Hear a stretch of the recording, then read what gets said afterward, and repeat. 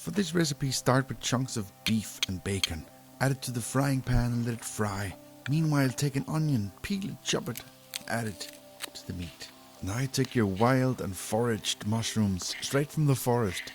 Clean them up a bit and chop them into pieces. Take a few cloves of garlic, chop them and add it to the mix. Now fry the mushrooms, and when they're fried, add them to the pot with the rest of the ingredients. My secret weapon here is sage, plenty of it.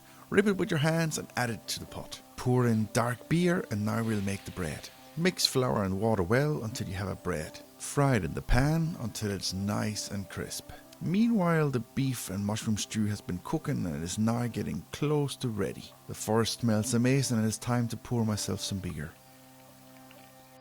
Now the dish is ready to serve, and look at these colours. This is amazing. Enjoy your meal and thanks for watching. Don't forget to subscribe.